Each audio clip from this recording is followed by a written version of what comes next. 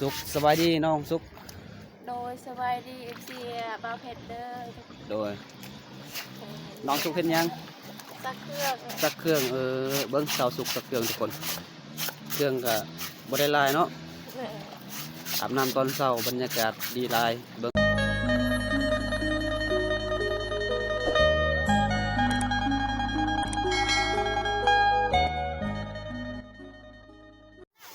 ทุกคนมื้อนี้บ่าวเพชรได้เจอนางเอก2 คน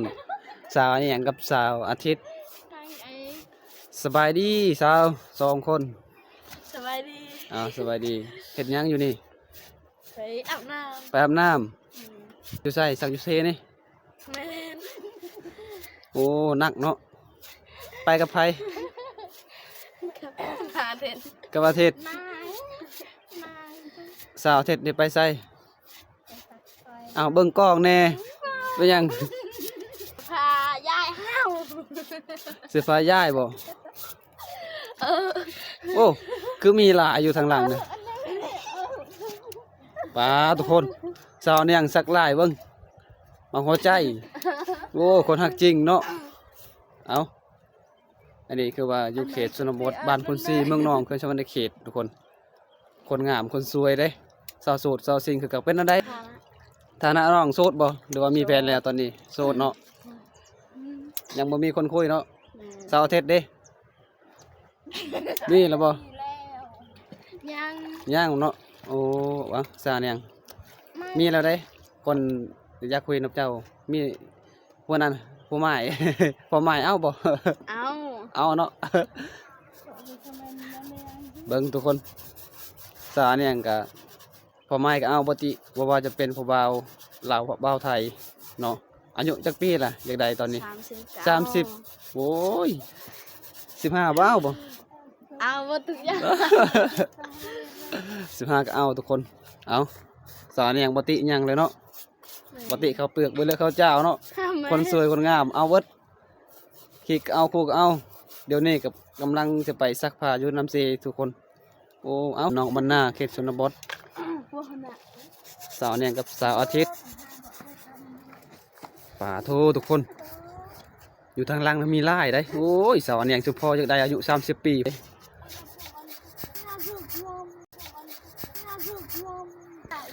ี่เบิ้งสาวลาวบ้านเฮากำลังสิซักอันนั้นผ้าห่มทุกคนนี่เบิ้งผ้าห่มก็คือว่าด้นๆเทื่อนึงเขาซักให้มันเน่าๆก่อนนุ่งอันนั้นนี่คือสาวสุขสบายดีน้องสุขโดยสบายดีเสียบาวเพชรเด้อโดยน้องสุขเห็นยังสักเครื่องเบิ้งสาวสุขสักเครื่องทุกคนเครื่องก็บ่ได้ลายเนาะอาบน้ำตอนเช้าบรรยากาศดีลายเบิ้งสาวมีแต่สาวสูตรสาวซิงได้อยู่นี่เนาะมีแต่คนสวยคนงามคนหักแท้จริงใจทุกคนเบิ้งโอ้ประพรมกันนักได้สักคนเดียวบ่ไหวเนาะต้องมี2 คนสักน้ำประพรมเจ้าบ่สาวเนี่ยบ่แม่นประพรมไผประพรมตาโอ้สาวเนี่ยก็ดุมันทุกคนสวยตาสักประพรมทุกคนโอ้สุดยอดลายเลยมื้อนี้ได้เจอคนงามคนโสดคนซิงมีแต่คนจริงใจเนาะซักเสื้อผ้าห่มก็โอ้ยดุมันเบิ่ง2 คนเหยียบเอาเลยบ่ได้ใส่สบู่บ่มีสบู่ทุกคนโอ้ทุกอย่างสาวแนงก็บ่มีสบู่เนาะซักเอาแต่น้ำเปล่าแบบนี้แล้วเนาะโอ้ยทุกคนเลยเบิ่งแบบนี้แหละอยู่เขตชนบทบ้านนอกบ้านเฮาซักเครื่องเสื้อผ้าง่ายๆเลยทุกคนอยู่น้ำซีสบายซักเครื่องก็สบายได้นี่ก็คือว่างามตามธรรมชาติเลยบ้านเฮาสาวบ้านเฮาเนี่ยโอ้ทุกคนเลยใครมักอย่าลืมคอมเมนต์มาเด้อเดี๋ยวบ่าวเพชรจะติดต่อให้เนาะผ้าห่มเหมือนเสื้อผ้าทุกคนเว้าผิดตลอดโอ้ยบ่าวเพชรก็ได้อันนี้ก็เป็นผ้าห่มตาสาวอันนี้อย่างเด้อ3-4พื้นนี่เบิ่งสาวเนี่ยก็ซักดุแท้ได้สาวเทศก็ซักซอยน้ำเพราะว่าเป็นหมู่น้ำอันนี้ก็คือว่าสาวสุกนี่เบิ้งใส่ว่าบ่มีสบู่ป้าสาวเนี่ยนี่คิดตัวเถอะเนาะสบู่ไผนี่ตามาเอาให้ โอ้ตามาเอาให้เมื่อกี้เนาะ แม่น โอ้ทุกคนอันนี้คือว่าสบู่ตาเสาเนี่ยงเด้อบ่แม่นว่าเสาเนี่ยงมีสบู่บ่มีอีหลีเด้เสาเนี่ยงเสาอาทิตย์นี่เบิ่งคนทุกคนย่างทุกคน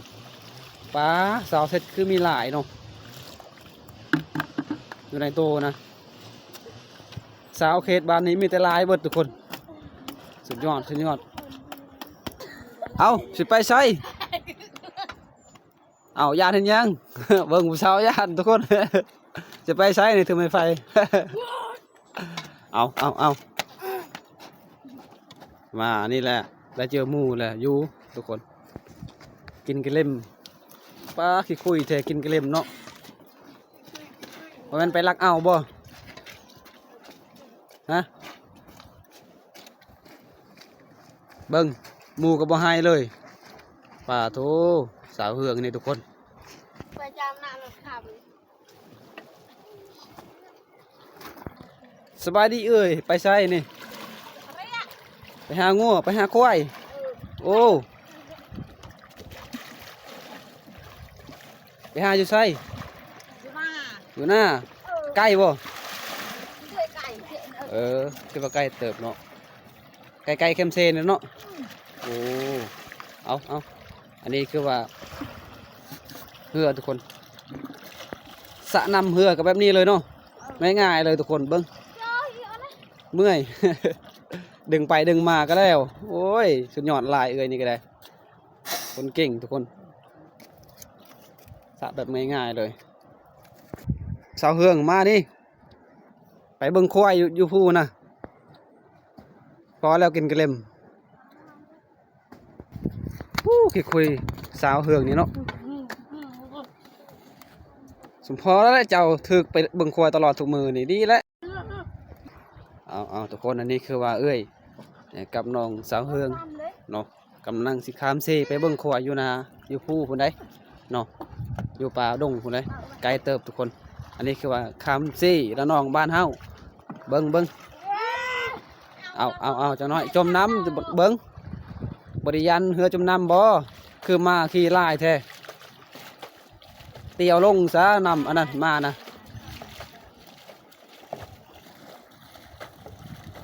สุดยอดนี่คือว่า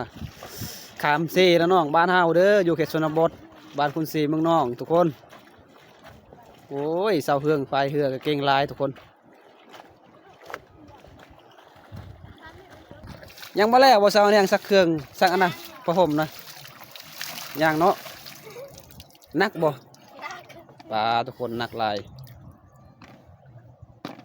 เอา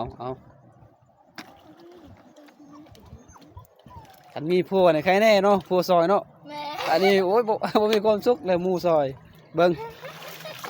เบิดแห้งนี่บ่มีกำลังใจเลย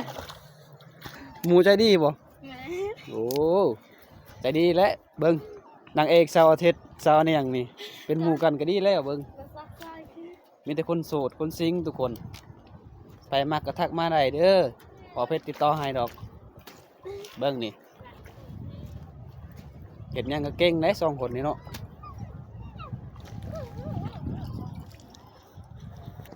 เอาทุกคนมื้อนี้บอกเพชรสมาไทยสาวโสดสาวซิงดำรงชีวิตซักผ้าผ้าห่มให้เบิ่งอยู่แบบเขตชนบทนี่เนาะสักแบบธรรมดาเลยอยู่น้ำซีแล้วน้องโอ้ยเอามือเปล่านั่นแหละทุกคนเบิ่งเหยียบไปแล้วก็บิดไปบิดมาก็แล้วสบู่ก็บ่ใส่ก็ได้เนาะ แม่น สุดยอดลายน้ำหอมบ่ว่าซ้ำบ่ใส่เลย ขนาดสบู่ก็ยังบ่ใส่ทุกคนโอ้ยสุดยอดเลยจอนอย่างนี้ เอา โอ้ เบิ่งนี่กำลังย่อไปนำกันนี่มันนักได้ทุกคนปลายังหลายเนาะยังซ้ำพื้นทุกคน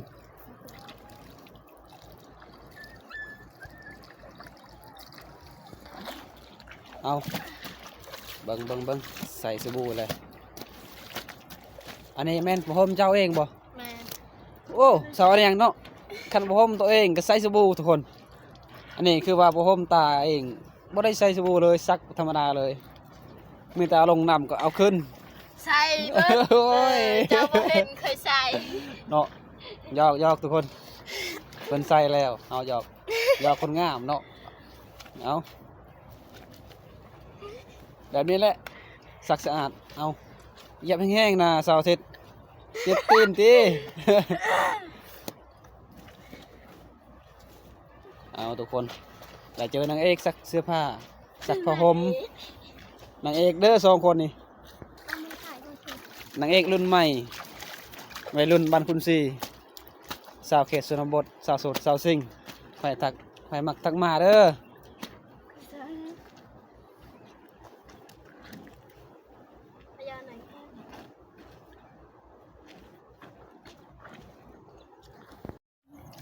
ทุกคน ตัวช่วยอะดอกอุปลามาตั้ง สาวเลี้ยงสาวเท็ดความสามัคคีหักแพงกันหมู่กัน ตัวเหนียวเอาปลาให้ ซักเสื้อผ้าก็ซักน้ำกัน เอามาตั้งมาปลา อาบน้ำก็อาบน้ำกัน ทุกคนเบิ้งโอ้สุดยอดหลายได้ เราผู้เขาเจอคืออันนั้นผู้เกี่ยนตามเกี่ยมันพวกอันนั้นแท้ นี่ก็ว่าสาวซุก แบบนี้ใช่ได้ไหม เบิ้งทุกคนนำสีละน้องบานคูณสีเนาะอยู่เขตชนบทอันนี้คือว่าธรรมศาสตร์น้ำสีเด้อเบิ้งมวลลายตามมาหากินเพราะว่าจะไปตึกแฮใส่หม่องเนาะจะมีได้อาหารป่าอยู่นี่หลายๆทุกคนกันมากลางคืนนี่คือว่าห้อยแกงกันหลายได้ทุกคนต้องไปหาเนาะอยู่แกงนี่ห้อยแกงหลายๆกินกระแซบอยู่บ้านนอกบ้านนาทำมาหากินแบบว่าสบายๆว่าได้ซื้ออยู่อาหารในตลาดทุกคนกันเฮาดุเนาะเอานี่คือว่าสาวกำลังสักผ้าห่มสาวเนี่ยมักสเปคผู้ชายแบบใด แบบได้ก็ได้ แบบใดก็ได้เท่าก็ได้ที ได้ ได้เบิดเนาะปลาโถ สาวเทศ ก็พอ โอ้สุดยอดเลยสาวเนี่ยว่าพอถึงใจก็พอเนาะสาวเทศเด้มักสเปคแบบใด ได้ก็ได้ แบบใดก็ได้เนาะพอจริงใจเนาะโอ้พอจริงใจผู้ใดก็แล้วแต่พอไปซักเสื้อผ้าผ้าห่มน้ำกันนี่ก็พอแล้วเนาะ เมื่อยๆนี่เบิ่งซอเนี่ย เอาตัวนี้คือว่าซองพื้นแล้วผ้าห่มสาวเนี่ยกับสาวเท็ดสักน้ำกันสวยตาเนาะตาเท่าๆสักบ่ไหวคนนมนี่สักไหวเอาทุกคน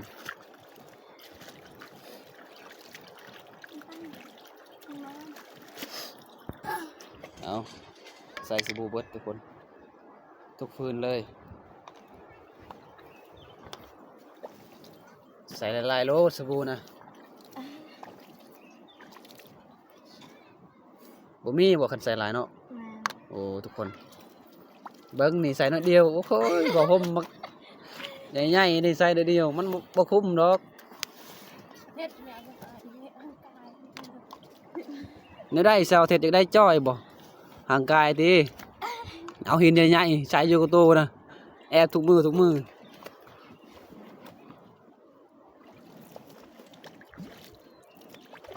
เอาเบิ้งวิธีสาวลาวซักเสื้อผ้าห่มทุกคนนี่เดี๋ยวนี้แหละง่าย เนี่ยแบบมือกบกลมแบบนั้นแบบมือกบกลมไม่ใช่ความแบบกล้องเหรอ